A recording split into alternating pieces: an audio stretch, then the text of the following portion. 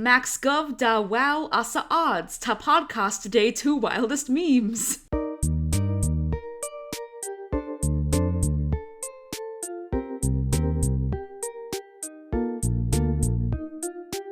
Welcome to Wow of True, the podcast of your wildest memes. We're your one-stop internet culture shop, here to dissect what's going viral, why we care, and how this might affect our real human lives. I'm your camp counselor for the week, Isabel. Oh no, I'm your camper for the week, Amanda. Anyone can be famous on the internet, so why not us? So, contextually, by the time you hear this, both of the hosts will have been trapped on an island for 4 days, I think, and they might be dead. Yeah, so a couple months ago, Isabel and some of her friends from high school were like, hey, what if over the summer we rent an island, which is apparently a thing that you can do, and get like 20 people to go to the island and then just like have fun time on island. And I was like, that sounds absolutely insane. Let's do it. Now it's a week away and I'm like, what have I gotten myself into? I really enjoy like the random messages I get from you that are about like logistics stuff, and I'm like, yeah, now you're thinking about the reality of the island. Now you're thinking about the fact that you are going to be trapped on an island. Honestly, my biggest concern is no AC, but I have been looking at the weather and it does look like it's going to be like high 80. It also looks like it might rain over the weekend when we get there. That might be a mess, but you know, that's why we are still bringing a Nintendo Switch. Damn, and I thought this was supposed to be a no digital experience. Just kidding, I'm bringing my Switch too. Well, I think it's funny that the two of us are going among many other people because our podcast is literally about being extremely online and then we're going to be extremely offline for a week. And so Wow of True goes offline. Fun. Wow of True forces everyone on the island to come to a live show. None of them listen to the podcast. Well, that's not... No, yes, they do. There are people that are Patreon patrons. Shout out to our patron. To our patron. There are people... our otherworldly patron, like the warlocks in D&D. Wow, I was gonna re-say that, but then I think it's funny to imagine Wow of True as a warlock, because warlocks have otherworldly patrons, and the warlock that I play in D&D has an otherworldly patron. Okay, wait, can I say as an aside that I love that immediately after you started playing D&D, you did that thing that every single D&D player does now, which is like relate everything to D&D and to your characters.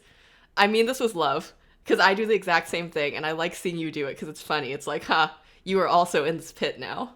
Welcome to hell. Amazing. Something that I think is a moral quandary for me with D&D is, so you know how like telling people about your dreams is almost always really boring for the person you're telling? Mm-hmm. Where it's like, yeah, I had a dream that I was riding a horse, and it's like, sick, bro, cool, like, whatever. Like, unless if someone tells you, like, a really fucking crazy dream, like... Wait, okay, here are the times I think it's okay to tell people about your dreams. If they were in your dream. Like, I think that's crucial. You have to tell people if they were in your dream. Sometimes it makes me uncomfortable if I'm doing something that would be out of character for me in their dream. Like, if I'm, like, really mean to them in their dream, then I'm like, I feel bad now. Do you ever get into an argument with someone in your dream and then you wake up and you're mad at them? Oh, yeah. That happens to me every once in a while, yeah. That happens. Great. Shit, we're telling our podcast listeners about our dreams now. We fucked up. But I think telling people about your D&D campaign is, like, kind of the same as telling people about your dreams. This is correct. But I still keep doing it. I think the rules around this is that you can't do this to people who don't play D&D. Oh, yeah. Because that's not fair, because they don't have anything to inflict on you.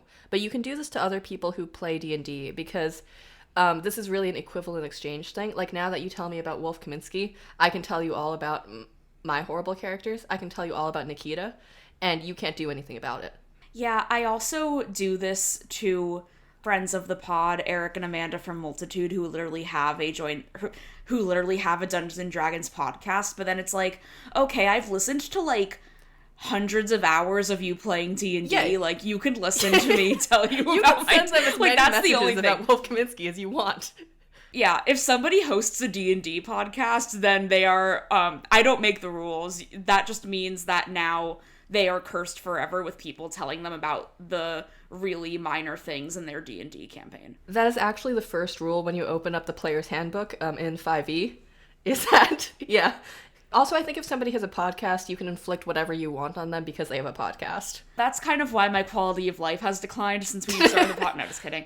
I feel like my quality of life has improved since we've had a podcast. Not related to the podcast, but just related to the fact that I'm no longer freelancing and now I am vaccinated against SARS-CoV-2, the novel coronavirus. You're still trying to make the novel coronavirus happen. You're trying to make fetch happen. It's not going to happen. No, I'm trying to make it not happen. I'm also trying to make monkeypox not happen. Okay, back to the island thing. Because we went off topic, which is to say that there will be a live show week after next that most of the people who have listened to it are just our friends that we have forced to listen to it, except not even most of our friends. I cannot stress enough that this is very much like I know half the people going. Amanda knows 2 of the people going. There are 26 people going to this island. We are going to be there for a week. I feel like when I tell people about this, they're like, are you okay? Same. But I also, honestly, I think this is an exercise in forcing myself to just use technology as little as possible. I think it'll be fun. I make a lot of jokes about dying on the island because I think it's funny. And it also sounds like that setup for a horror movie because it is very much like... It really does. Yeah, it's like you're stuck on an island for a week with a bunch of strangers. There's only one boat that goes in and out of the island. You're here to, have a fun summer, and it's a bunch of people who are like have never really met each other before. So it's either a reality TV show or a horror movie, or actually reality TV show that turns into a horror movie would be a great pitch, and I should send that to my agent. Oh yeah, you should. Yeah, shout out to Steven. Yeah, another thing is that people have told me like, oh, this sounds like a massive orgy, and I'm like, I don't think anyone going there fucks. No, people are bringing Magic the Gathering cards. Like, you can't have sex if you play Magic the Gathering. Everybody knows also, that. The gender ratio... Or Dungeons and Dragons. Yeah, the gender ratio and the sexualities ratio does not make an orgy potentially possible. I'm saying that now, and I'm kind of like, well, anything could happen on the island. But the Magic the Gathering cards is really what's going to prevent any sort of fucking from happening. Oh, yeah, for sure. Like, it's not even on my radar, because there's Magic the Gathering happening. I kind of want to run a D&D game one night. I think that'd be fun. Yeah, I think that would be fun. But anyway, so we are going to record a live episode of WoW If True on the island. We will also be finally using our TikTok, because I will be blogging the entire thing on TikTok. Follow at WoW If True on TikTok. And please... Well, I guess by the time we post this, we'll be on the island already. I was gonna say, give us your advice for, like, being on an island with 20 strangers, but, we'll ask it on Twitter. I guess we're fully in it now. By the time this episode has come out, it's gonna be Wednesday. We're gonna have been on the island for about 4 days. Do you think I will have cried yet? No. Okay. I think if you're gonna cry, it's gonna be on Thursday. Okay, cool. Yeah, I do cry very easily, but I also am planning very deliberately how to, like, make this experience, like, tailored to me. For example, I am bringing a portable fan. I am bringing my own supply of cold brew concentrate. Incredible. So the only natural thing to talk about after we've talked about how Isabel and I are dying on an island is Minions, The Rise of Gru. Yes, because these are a perfectly natural segue in that these are both insane events. In that I finally saw Minions, The Rise of Gru 2 days ago, and it was... I actually have some actually intelligent thoughts about it. First of all, I saw it with my friends in... Okay, let me just set the stage for you. I saw this with my friends at the weirdest theater in Manhattan, in my opinion. The weirdest commercial theater in Manhattan. Because you have to go up 6 flights of escalators in this theater. It is basically a shopping mall that has been turned into a theater. Our thoughts are that the bottom of it used to be an AMC, and then they simply bought the rest of it. The weirdest part of this is that when you, like, leave, you have to go down a completely different set of escalators that take you around an Applebee's that's just, like, cursedly on, like, the 4th floor of this building in, like, Midtown. That's amazing. And also through a Dave & Buster's. What if we went to the Applebee's in the Midtown movie theater? Haha, JK, unless. No, we're going to the Margaritaville in Times Square, come on. God, yeah, we should have a WoW If True live show at the Margaritaville in Times Square. And it's just us talking really loudly while there's a couple of people around us. The only locations to see a WoW If True live show currently are a random island and Margaritaville, Times Square. Yeah, these are the only 2 places you can catch us live. What would be your dream location for a live podcast show? Oh, that's a good question. Honestly, Margaritaville, Times Square. Margaritaville, Times Square is actually really high up there. That'd be really funny. Yeah, because I feel like it has to be, like, an extremely, like, meme-y location. If we're talking about, like, 100% dream locations, it doesn't matter about like logistics, is it would be really funny to do Madison Square Garden. No, I was just gonna say it'd be really funny to do it like in like one of those like like you know those house like on a boardwalk or something where there's like a house that you have to go through all of the like a mystery house. A haunted house? Yeah. I think it'd be fun to do it in a haunted house at the end of it. So the people have to Yeah. go through the haunted house and then they get to the Wow True live show. How do we make our podcast as unappealing for people as possible? We've already started talking about Minions, so let's just We have to we finish have to keep Minions. talking about Okay, Minions. so I saw Minions. That Yeah. was how I physically saw Minions, was taking like 6 escalators, and by that I mean 5 escalators and an elevator. Oh, there was also somebody whose job it was to sit in the elevator, like physically sit on a chair in the elevator and press the buttons. And it honestly seemed like both a very depressing job and a very chill job, because she just had a book with her and she was just sitting there reading the book, but she does have to stay in an elevator all day. Is the elevator like? Does it have windows? No, it's a metal box. Okay, well, you know how sometimes No, elevators are like. I get what you're saying, Yeah. but like, no, I cannot stress enough. She was in a metal box. Okay, I feel like if it was an elevator where you can see outside, it would be less horrifying, but honestly, like, good for her for reading a book. That's the best thing you can do in a job where you're sitting in a metal box and going up and down and pressing Yeah, I'm kind of buttons. glad that they let her have a seat, honestly, which is like a sad thing to say about like the state of labor, but I'm kind of like, yeah, good on them for giving her a seat. Damn. That would suck to stand there. Anyway, so Minions. Labor. Minions. If we're talking about Minions. labor, let's talk about Minions. Yeah, how do minions relate to the modern labor movement? I don't think they relate at all. In fact, I think they harm the current labor movement because they will just do things because they like it. But also, they will do them very badly. Well, so like the concept around the Minions, I believe. I've also never seen any other Minion or Minion-related movie. I've never seen Despicable Me, any Minions things. So yeah. the concept behind it is apparently that the Minions are always looking for the most evil person in the world to serve, and apparently that is Gru. In the scenario, this is what I've heard from hearsay. I do not take this as fact. So it really is that like labor is part of their life. Here's what I think about the Minions, this Minions movie. First of all, there could have been more Minions. There was a lot of Gru in there. Maybe not enough Minions. Interesting, fast, because it is Minions are billed above Gru. Right, but this was very much about Gru. And shout out to Aaron for pointing this out, because Aaron did point this out and I just think about it. And the other thing I think I'd say is that it's actually a pretty good movie for what it is, which is to say that it's a it's a sequel in a spin-off series that has a lot of pop culture like hate and clout at the same time.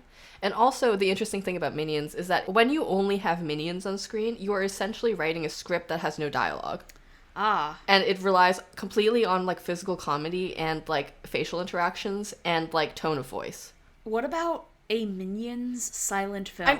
Charlie Chaplin does Minions. I would watch Charlie Chaplin does Minions. But like, so that's what I was thinking about when I was watching it, because every time that it's only Minions on the screen, they basically don't talk to each other in like, you know, human languages. Yeah, they go like...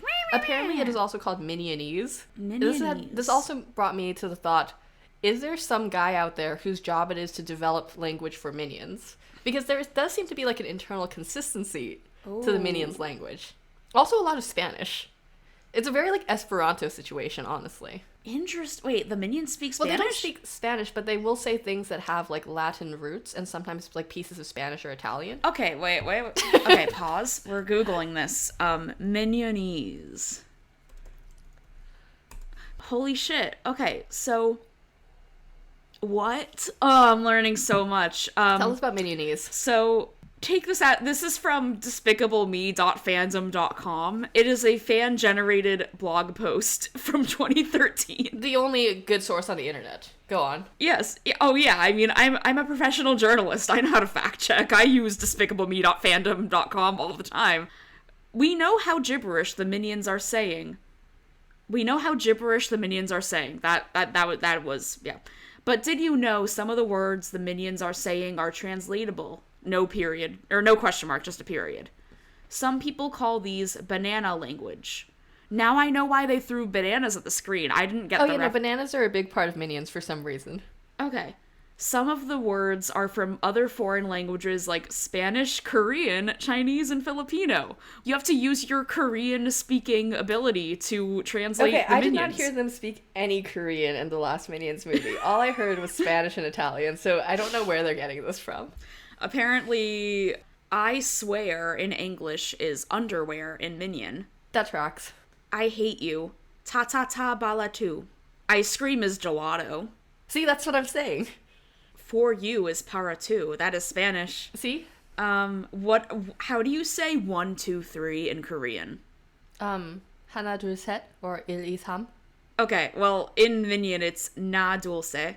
Yeah, okay. So I guess 하나, it's... 둘, 셋, yeah. So it's not... No, I think... So it's not Korean. Eh. And we have to figure this out. Like, what is the Korean Minionese? Well, okay, so this is what I'm saying, is that Minionese, it's very much like an Esperanto situation. Like, I cannot stress it. Wait, okay. Also, it's like Simlish. The other thing I was thinking about is extremely like Simlish. I found another article from motionpictures.org, which seems perhaps a little bit more credible from a fan-generated blog post on minions.fandom.com. Or I think it was despicablemE.fandom. You know, it's fine. I already closed the tab. So what is Minionese? It is the lexical version of a hearty stew made up of words from multiple languages, expressed not only vocally but through the Minions' physical comedy. I love that you've gotten down this like Minions language rabbit hole. I was not expecting this to be the shape of our episode, but I'm completely here for it. Oh, this is fascinating to me. So the TechCrunch article about this is going to be out tomorrow, right? Oh yeah, for sure, yeah. That'll definitely get through my editors. All of the Minions are voiced by the director Pierre Coffin, who created their language. Coffin said that he has guides of Spanish, Italian, Indonesian, and Japanese in a stuffed drawer in his kitchen. And he says, quote, I just pick one that doesn't express something by the meaning, but rather by the melody of the words. Oh, so he's fucking, like, divining what the Minion language should be from just its vibes. Yeah. Incredible. I love that. Then they quote Sandra Bullock, who is apparently, quote unquote, the first female supervillain. No, that was Margaret Thatcher. Haha, but I'm just kidding. And Sandra Bullock believes that the language is totally accessible. She says, what I love about Minions is that you can't really understand them, but you feel absolutely what they're saying. Okay, so here's a really unethical thing I was also thinking about during the movie, is I wonder if you, like, only exposed a kid to, like, Minionese, like, just clips of the Minions and, like, never used any other language with them while they were, like, developing their, like, you know, language neural pathways. Do you think, like, that kid would, like, create like some sort of order out of the Minions language, and like would that be our first like fluent Minionese speaker? Okay, new plan for WoW True to get internet famous. One of us has to have a baby, and then we have to teach the baby Minionese, and this will have no effect on our lives or this fictional baby's lives. This is totally normal and a thing that people should do. The last thing I'll say is that then the composer Heitor Pereira said, I guess he didn't speak English at first, because he said, I'm from Brazil, but the first time I heard the Beatles, I didn't have a clue what they were singing about, but the rhythm and the waves of the sounds that the language created somehow already put me in a certain frame of mind. I find that the same goes with the Minions language. Wait, I love this. He's comparing the Minions language to the Beatles. Okay, this is a great article. Okay, we've talked enough about Minionese. It's apparently just... Wait, do you think they translate Minionese in different, like, dubs? Probably not, because it's like every language. Okay, the Minions have been around for a long, long time, and as a nomadic tribe in search of their next master, have absorbed bits of many languages as they've traversed the globe. The etymology of Minionese includes the basics of ancient Egyptian. They worked for the pharaoh. A dash of high society French. They backed Napoleon. Some proper Transylvanian from their time serving Count Dracula, and all the way to the grunts and gurrs of early Homo sapiens. Okay, that has so many implications. Oh, wait, there's one other thing I wanted to say about Minions. I have so much to say about Minions now. I feel like you need to go see this movie now. Wait, but the other thing I wanted to say is that I really like that in this world, a villain was just like a job that you could have. Like, it wasn't like it wasn't like a class of person. Being a supervillain was something that you could be as an adult. And I just kind of want to live in that world where I could grow up to be a supervillain. I just think that You would be a great I would do supervillain. so well. No, and the thing is, like, all the supervillains have, like, you know, they have, like, the fun little theming that you get out of comic books. There was, like, a French guy that had a crab arm, and I was like, damn, that's rules. I mean, it sucks that you're French, but I love that your car is a crab. And also there was, like, one supervillain that was just, like, nun-themed, and she had nunchucks. And just, like... Amazing. And when she was in her car, it was, like, it was a church organ, and it made the noise as it flew. So I just think that's a better world to live in. Sorry, I'm doing the English to Minion translator. Sorry. Oh my god. What are you translating into Minionese? We'll see if you can guess. Max Gov da wow asa odds ta podcast today two wildest memes. Welcome to Wow True, a podcast of your wildest memes. Okay, we're done here. We're done. Okay. End of episode. Bye. I know we spent a lot of time on Minionese, but I'm just, like, shook. I was not expecting this to be a full fourth that, of, like, our episode. I'm gonna be real. I was not expecting that. I'm also shook that the Minions are named Kevin, Stuart, and Bob. What would you name the Minions? Kevin, Stuart, and Bob. Damn, you shouldn't be surprised then. Alright, we have to move on. Any final Minions thoughts? Also, okay, sorry, I have another final Minions thought. I'm so sorry, Isabel. I'm so sorry to everyone listening to this podcast. So, the Minions served Count Dracula. Mm-hmm. How does this impact Dracula? How does this impact our pen pal, Jonathan Harker? I think this is good news for Jonathan Harker, because the Minions have canonically accidentally killed everyone they've worked for. Did they kill Gru? Spoiler alert! No, they don't kill Gru. Gru is the only one they've not killed. Okay. I also think it's very funny that they created a fictional villain and then compare him to the Pharaoh, which, wow, really? Was that, like, when the Jews fled Egypt? Because the Pharaoh was the one who, like, did the stuff. We don't the Pharaoh was the one who we don't know if that's true in the Minions universe. Are the Minions allies to the Jewish people? I think that's a question that you need to ask a Minion. That's a question I need to ask a rabbi. I'm gonna text my rabbi cousin and be like, hey, I know you're really busy right now, like, having a small child. However, I have an important question about Minions. No, see, if your cousin has a small child, then this is actually relevant to their life. Because there's no way that the kid isn't seeing, like, Minions content, you know? One sentence summary of your reaction to Minions, then we move on. I was pleasantly surprised by all the questions that the movie raised. Like what? I mean, everything I told you right now. Yeah, like questions about questions about Minionese. And are the Minions pro-labor? Do the Minions have a union? Like, I think from the Minions, you know, the Minions on screen imply so much about the Minions in the rest off screen, right? Like, in the rest of the world. Like, what does that having the Minions do change? How does that change society? Anyway, on that note, let's talk about other things that change society. That aren't Minions. Sorry. My God. I googled Minions Labor Union and found a Daily Dot article called In Despicable Me 3, the Minions Have Unionized. Then a Rolling Stone article from July 1st, 2022 that says, Are the Minions a symbol of the proletariat? And then an article from a few weeks earlier. Wait, oh no, there's another article from Amanda, we are actively website. Losing listeners with every title that you list. Union struggle. How the Minions fought and won against Gru. Okay, I am done. I've tried to move this conversation on like 3 times, and you've tried 2 times, and every time we end up right back here in the Minion pit. So let's transition to some less fun media, but everyone's talking about Jennette McCurdy's book, which is called I'm Glad My Mother Died. What would that be in Minionese? Or is it I'm Glad My Mom Died? Sorry. I closed the translator. Now I have to reopen the translator. Okay.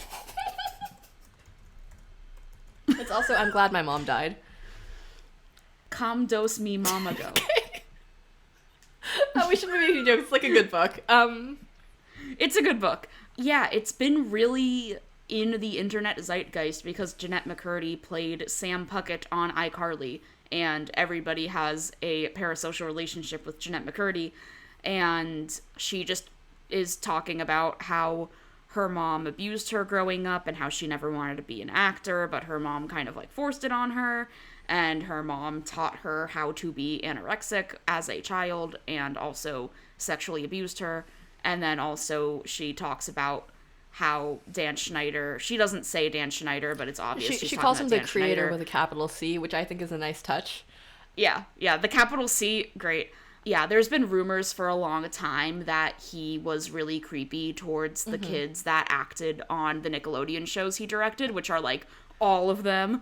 Yeah, so another big, like, bombshell from the book was that Nickelodeon offered her $300,000 to never talk about it, and she said no. And then she wrote a book, and she's probably going to make more than $300,000 from this book. So, what I thought was kind of like a weirdly, like, I don't want to say this was, like, a nice touch, but it was, like, when she said that, like, yeah, I turned down the $300,000, and then, like, 10 minutes later, I was like, wait, shit, maybe I should have taken it.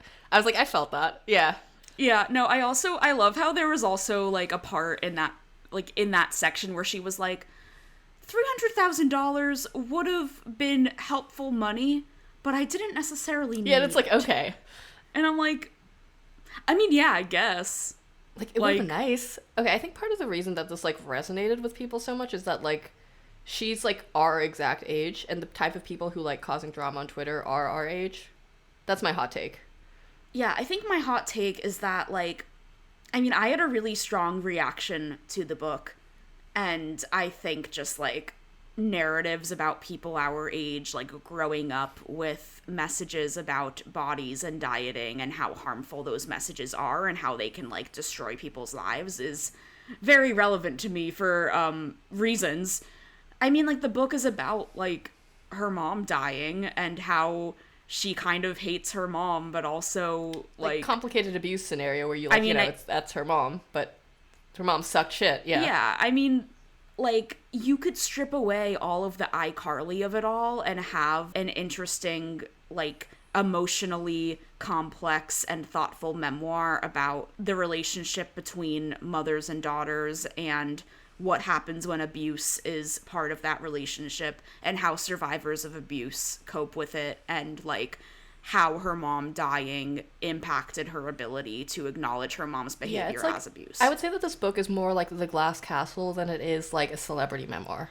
And I think the sad thing is that people are talking about it like it's a celebrity memoir a lot of the time on social media, when it's like, no, this is like... Yeah. I'm pretty sure this wasn't ghostwritten, and this is like, it's not about the media other than in the way that being a child star is really toxic. I think what's interesting is that, like, we're reaching the point where a lot of, like, I think in the past, like, maybe from, like, about a decade ago, we get a lot more, like, people who were former child stars talking about, like, how, yeah, this shit sucked extremely bad. And I guess, like, stuff like that reminds me of how new an industry, like TV, film stuff is. Does that make sense? Where you have the first people who are not even the first people, but like people who are part of like the 90s or the 2000s who have grown up and are like, yeah, this was bad and there were not good ways that people dealt with things.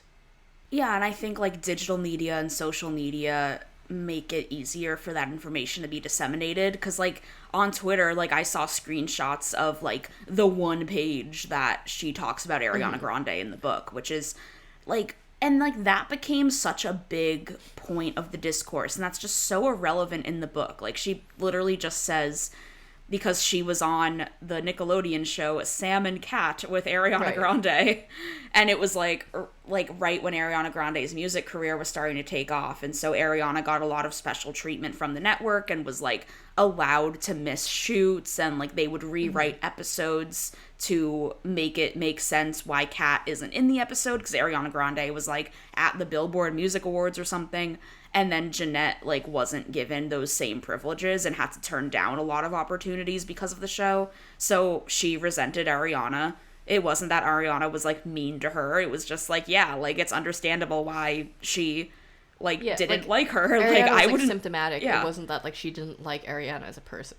And, like, even if she didn't like Ariana as a person, that's fine. That's, like, not what the book was about. But, like, people talk a lot about that page and don't talk a lot about the rest of it. Which is surprising, because, like, there's so much shit in the rest of it. Also, like, I just wanted to mention the Schneider hole, which is that, like, he got put... Like, I did think it was extremely funny to get confirmation of the fact that once Dan Schneider got, like, pretty much publicly castigated and, like, you know, the lawsuit gun started firing, etc., he basically was required to sit in the Schneider hole.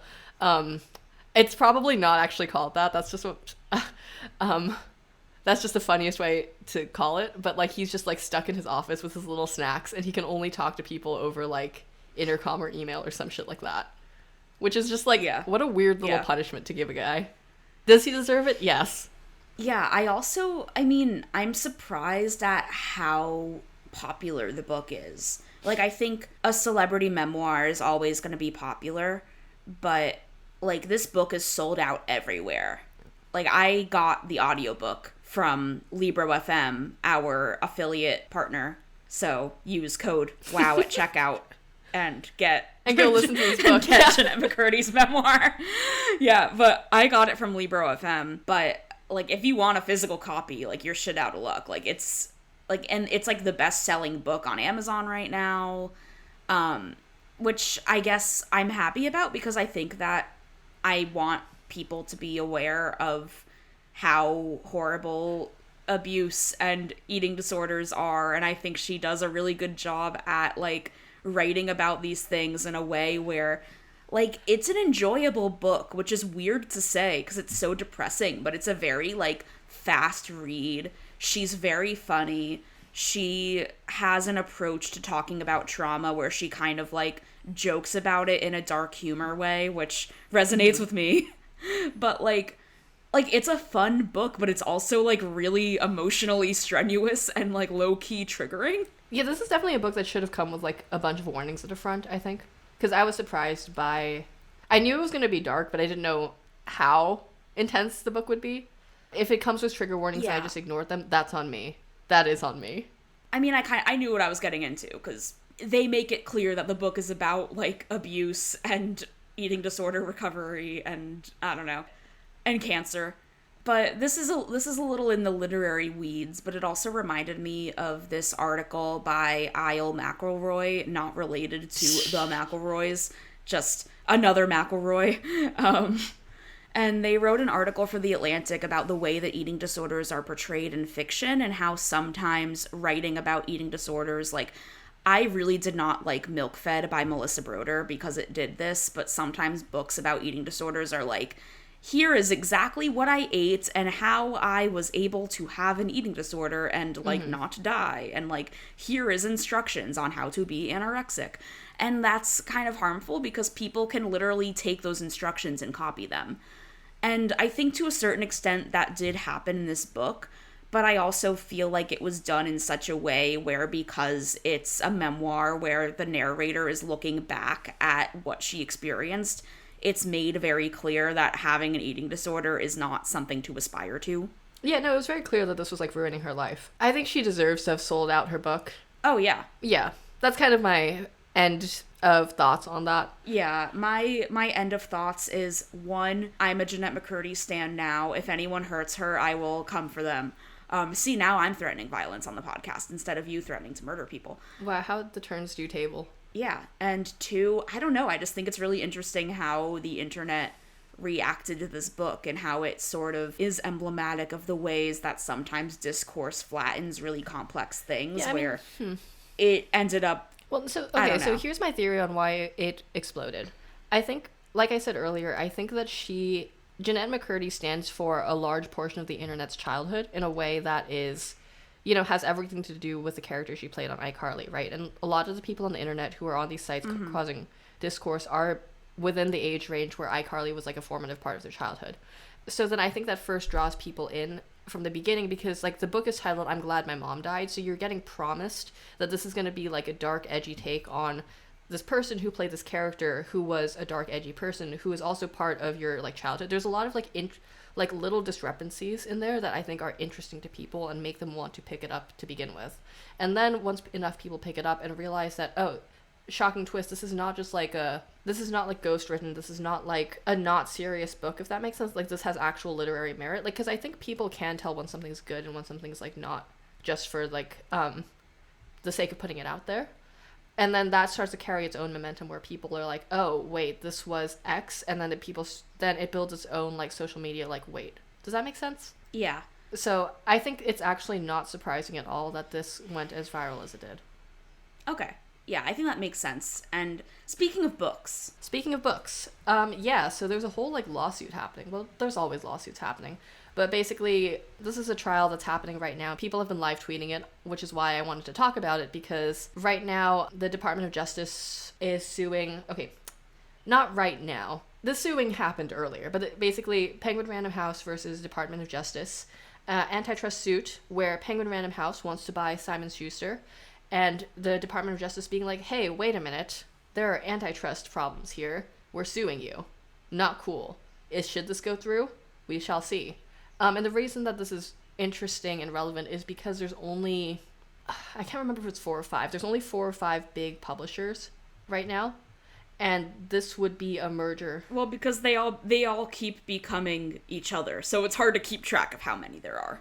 No, exactly. And so that's the problem, where basically that if Penguin Random House buys Simon Schuster, then they would control more than 2/3 of the market.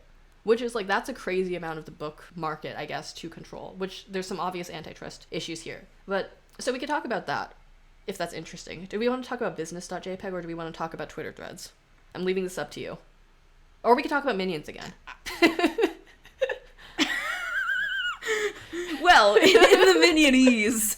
No, I mean, I think we've talked on the podcast before about, like, what antitrust is and why that is a thing that comes up a lot in law and media and internet. Yeah, because this would be, like, a horizontal merger, and this is, like, of concern to people. I also love that this is a podcast where it's like, oh, Minions? Oh, antitrust? In like, a 10-second span. Yeah.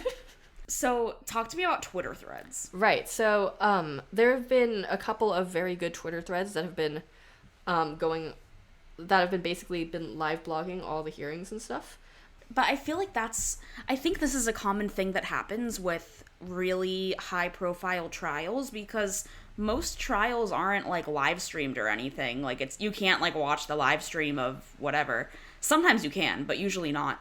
Like, the same thing happened with the Elizabeth Holmes trial, where all of the journalists who were there were just, like, furiously live tweeting every single second. And then, as someone who was reporting on the trial from not literally at the courthouse, you're relying on Twitter threads from other journalists to inform so this your coverage. Is basically that, except there are a couple of more interesting, like, twists here. So, first of all, highlights from these threads are the fact that, like, basically the argument that the Department of Justice is bringing is based on, like, the high earners in the book world. So Stephen King did go to the trial, and the judge was kind of starstruck by Stephen King, and you can see a whole thread of very funny. A thread of where the judge is kind of just asking Stephen King questions because it's Stephen King. He's there. So that sort of thing has been happening, which is very funny because it's like, it's like media people.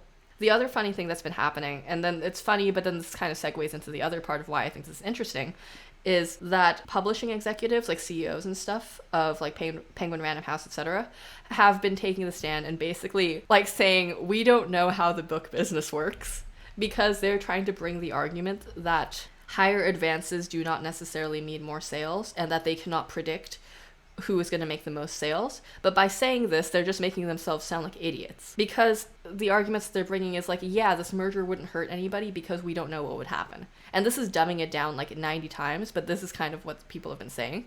And then that's really annoying, but it's also kind of like emblematic of the publishing industry, which is that there's a lot of information that individuals have and a lot of luck that is never really told to people who are not in the publishing industry, like including writers and stuff like that. So the interesting thing you're seeing here is that a lot of writers have been like talking about this because it's like, oh, we didn't know about XYZ. And this is kind of the Department of Justice forcing publishing to explain how things work with numbers, which they don't usually want to do.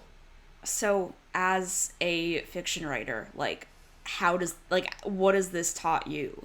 I think it's taught me that, like, there's a lot of inequality in publishing, which is something I knew beforehand, both in the sense that, like, some people who work in publishing are getting paid lots and a lot of people are not getting paid lots, but also for writers, there are people who are getting, like, high 6-figure advances, and there's people who are getting like 20K. And this is very much something I knew beforehand, but it's interesting seeing it with numbers. And it's also, I think one of my problems with this is that, like, it's reaffirming for me the fact that, like, you can't write fiction as your day job unless you are very lucky or if you have a partner or somebody supporting you already. And I think that really limits the sort of stories that we get to hear. This is just the hot takes from This is not even related to the trial, but I think that the fact that there is no financial incentive to write in a lot of cases, or there is a financial incentive to do anything but writing, really explains why we have so many stories about rich people. Send tweet. Oh, yeah. Yeah.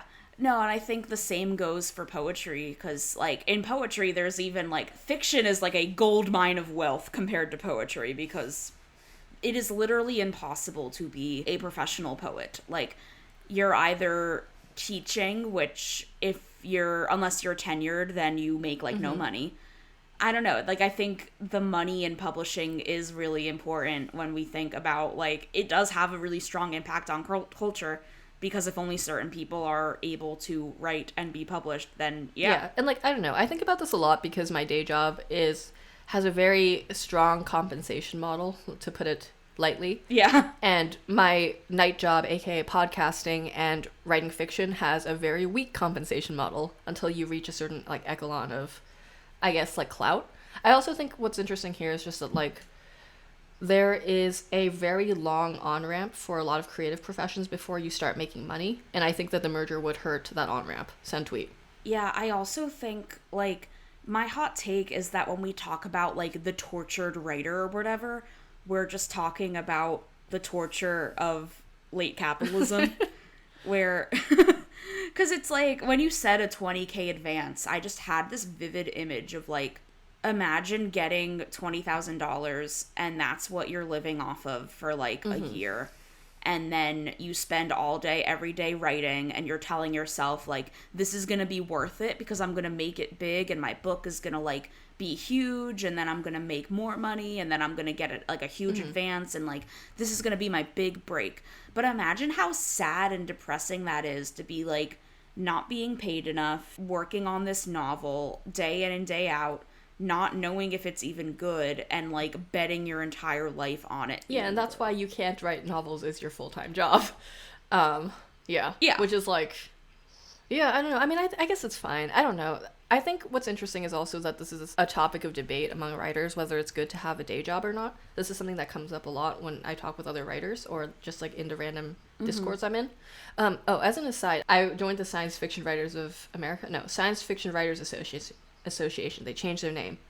Discord, because they made a Discord, and now there's, like, people there, like, real human adults who have written books that I've read, who are just talking in the Discord. No, it's weird because there's, like, the guy who, like, wrote the book that made me, like, decide, yeah, fine, I'll do the law school thing, and he's in the Discord just sometimes talking, and I'm like, okay, should I tell you? I did send him an email, like, 4 years ago being like, it's your fault I'm in law school, and he was like, nice. So I guess Incredible. What I'm saying is that writers do a lot of things and everyone should get paid more, and that's not a controversial take. And this relates back to the labor issues of the Minions. Yeah, exactly. I think the Minions should also be paid more, quite frankly, because I don't think they're getting paid at all. Oh, yeah, okay. Yeah, we should figure out how we can get involved with the Minions Union. The Minions Union, God. I would love, like, a sticker that's, like, Minions Unite. That would be really funny, actually. Okay, so before we wrap up, before I get more in-depth on Minionese, like, no one needs to hear that. Before the after show where Amanda talks about Minionese for 45 minutes. At the Margaritaville Times Square.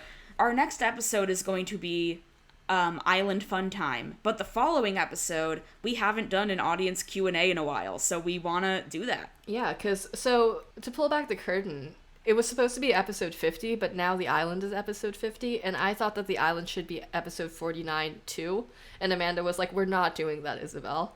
So the Q&A is going to be episode 51.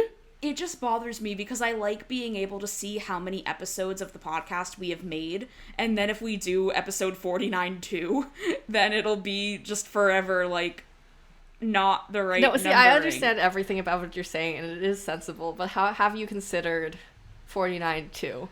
What if we do 49 2, then 50, and then 52? Yeah, okay. No, I feel like that's still confusing. We'll just do 50 and 51. We'll be regular people about this. Fine. But yeah, so send us any questions about internet culture, memes, being a person who is terminally online, being a person who is on an island without internet. Yeah, ask about the island. Well, we're going to have internet, but yeah, ask us about the island. Ask us how the island went. Also ask us about, like, making a podcast, making 50 episodes of a podcast. I feel like now we have that information on how to make 50 episodes of a podcast. So you can email us at wowifTruePod@gmail.com. You can Twitter DM us at wowifTruePod. If you're in the Discord, you can post in the Discord. By the way, to get into the Discord, you can join our Patreon at patreon.com/wowiftrue for $5 a month or more. Yeah, the Discord is poppin'. It's a great place to ask us questions. It's also where we just talk too much about our lives. We're fine. We're regular. Yeah, I think patron Bray, who we have become friends with because, I don't know, like, we're best friends. It's fine. Bray is our intern. Not really. We don't actually make Bray do work for us, but it's like a bit because you're over-explaining the bit. Bray is just our intern. So, yeah, Bray is our intern, but Bray messaged me the other day and said, I love how the Wow of True Discord is just Amanda and Isabel's personal friends and a collection of random queer people from the internet. Yeah, and that's what a good Discord is. That's what a good Discord should be.